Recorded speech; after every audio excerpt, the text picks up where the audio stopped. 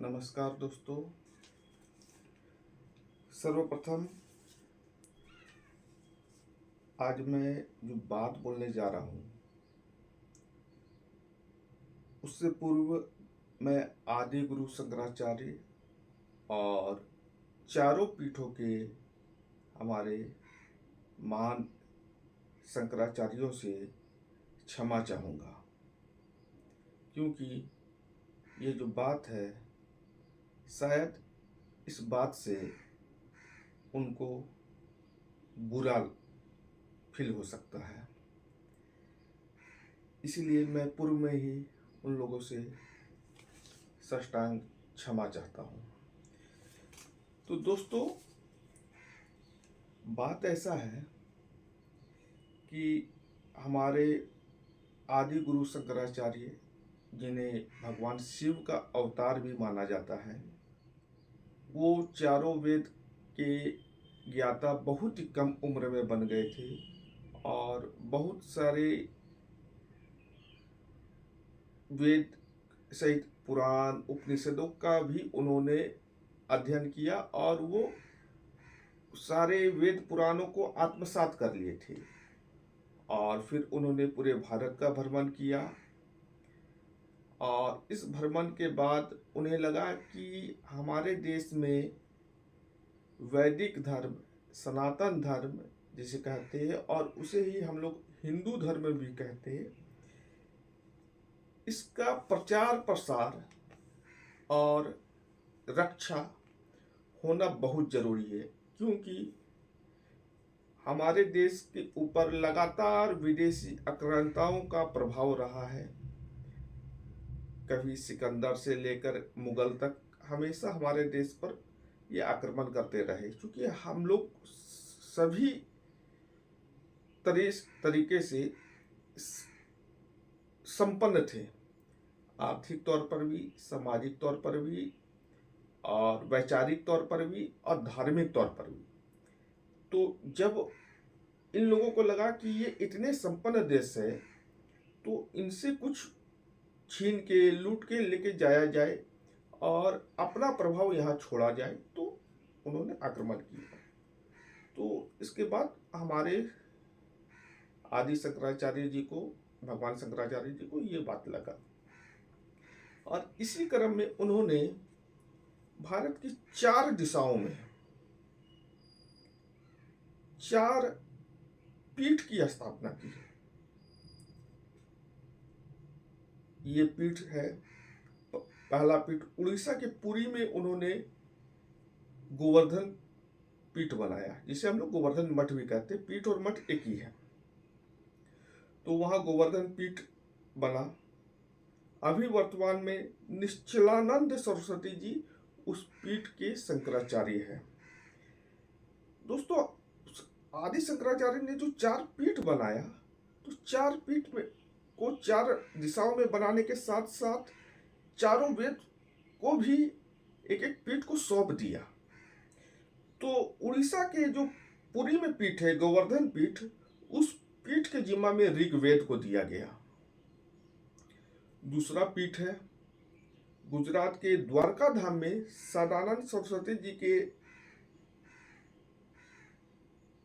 Under Sharda मठ, माननीय शंकराचार्य जी, सदानंद सरस्वती जी इस मठ के शंकराचार्य है और सामवेद को इस पीठ के अंदर रखा गया है। सामवेद इस को ये पीठ देखेगी। इसके बाद है ज्योतिर्मठ। ये ज्योतिर्मठ उत्तराखंड के बद्रिकाश्रम में है और यहाँ के शंकराचार्य जी है अविमुक्तेश्वरानंद सरस्वती जी, और अथर्ववेद को इस पीठ के अंदर रखा गया है।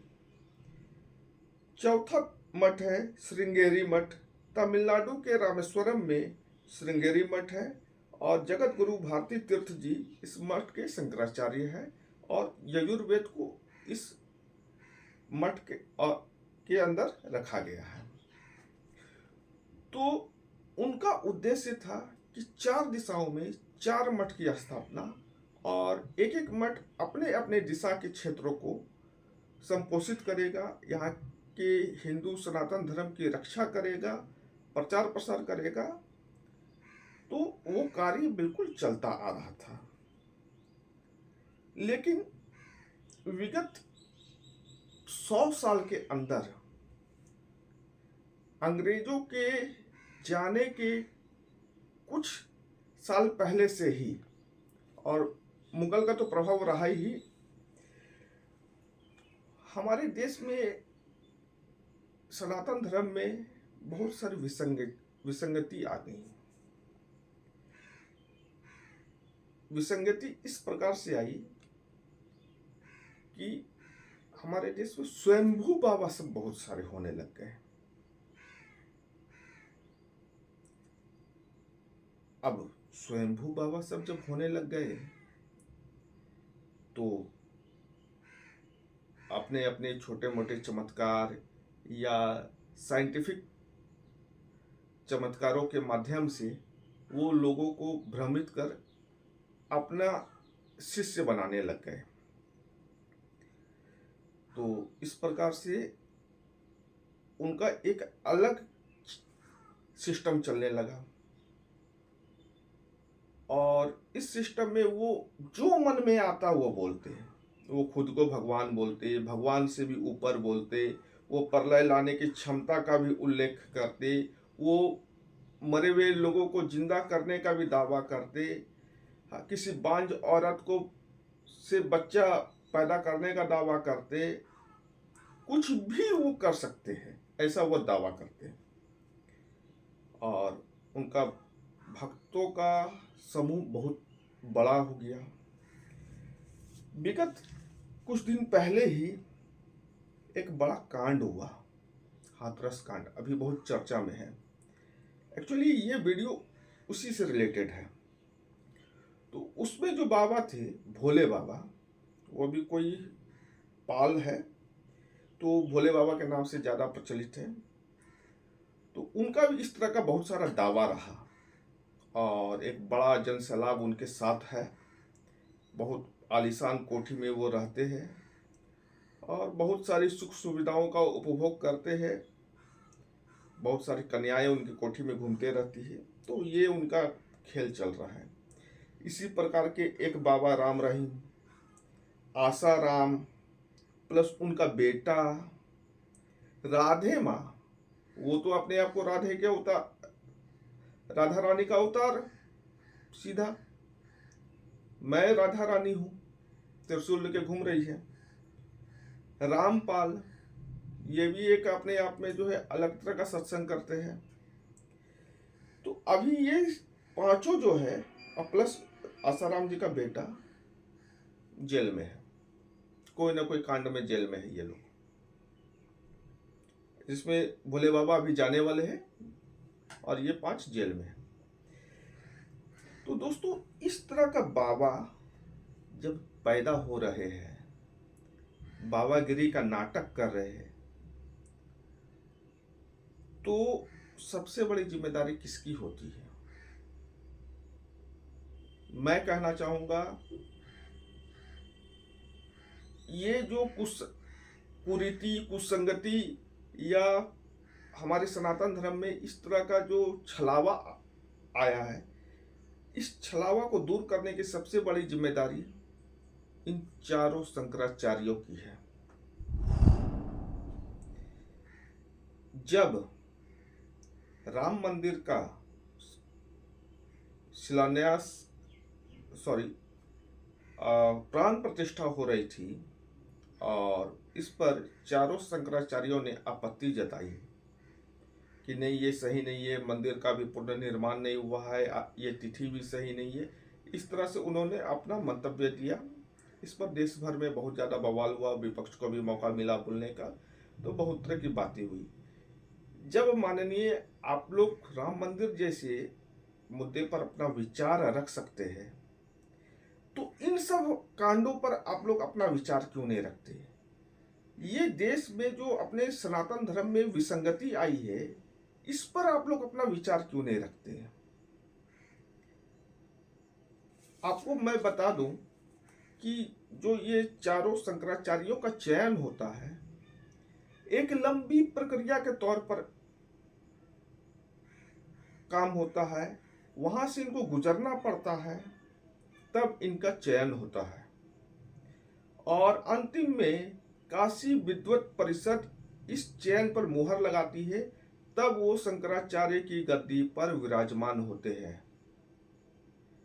जब आपका चयन इतना कठिन है, तो ये बाबा लोग कैसे अपने आप खुद को स्वयंभू बोल ले रहे हैं, जिनको ना शास्त्र की जानकारी है, ना वेद की जानकारी है, ना पुराण की जानकारी है, ना उपनिषद की जानकारी है, जिन्हें भगवान के 10 अवतार या 11 रुद्र की जानकारी नहीं है, और ये अपने आप को स्वयंभू भगवान बोल रहे हैं, अवतार बोल रहे हैं, प्राण लेने से लेके प्राण देने तक का दावा कर रहे हैं। तो कौन रोकेगा इस तरह की घटनाओं को? इस तरह की विसंगति को कौन रोकेगा? मुस्लिम में तो एक वक्फ बोर्ड है जो कि पूरे के पूरे सिस्टम को कंट्रोल करता है। क्रिश्चियन में भी एक कमेटी है चर्च की, जो कि सिस्टम को चलाती है। हमारे हिंदू धर्म में क्या है? और अगर नहीं है तो इसको बनाने का प्रयास कौन करेगा?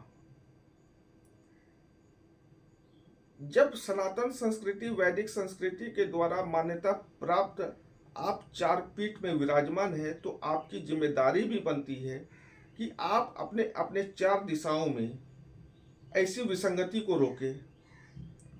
सिर्फ धर्म की रक्षा बाहरी आक्रमण से नहीं है, इसमें आई हुई विसंगति से भी इसको रक्षा करना बहुत जरूरी है। क्योंकि जब अगर सड़ जाएगा अंदर से, तो फिर आप रक्षा करके क्या करिएगा?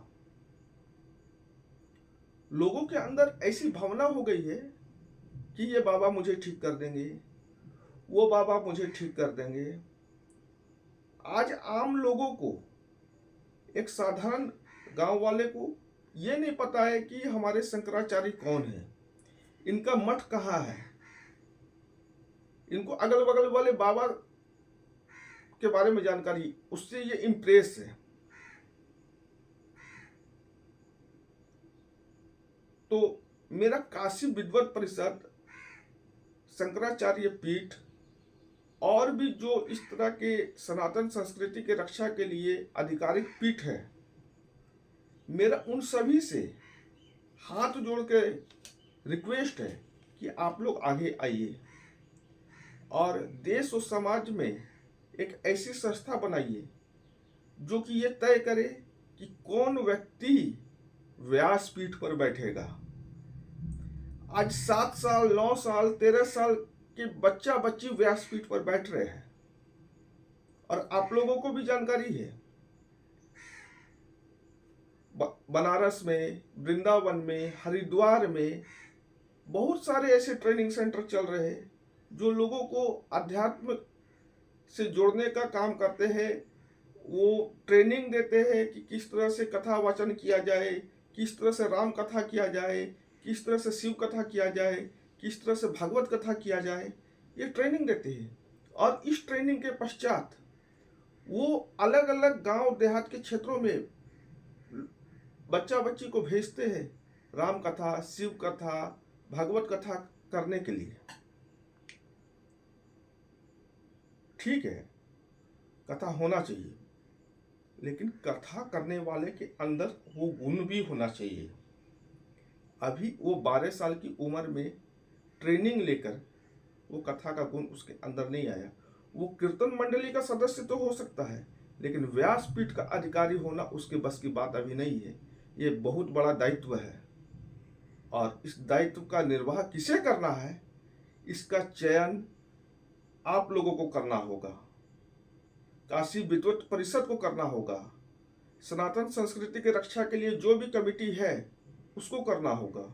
और साथ ही सरकार से आपको ये मांग करना होगा कि एक ऐसी नेशनल लेवल पर कमेटी बने जो हिंदू धर्म को संरक्षित करने के लिए कार्य करे, जो भी लोग हिंदू धर्म का मजाक बनाते हैं, अपने चैनल पर किसी कंपनी का एड चलाते हैं और वहाँ पर जो है साधु सन्यासियों का मजाक बनाते हैं, फिल्मों में साधु सन्यासियों पंडितों का मजाक बनाते हैं, इस पर रोक लगे।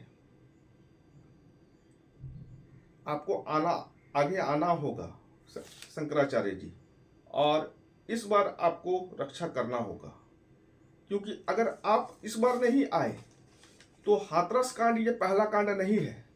आने वाले दिनों में ऐसा बहुत सारा कांड देखने को मिलेगा। निरीह जनता इसी तरह मारी जाएगी, भोले भाली जनता इसी तरह इन छलावों के पीछे भागती रहेगी और हाथ कुछ नहीं आएगा।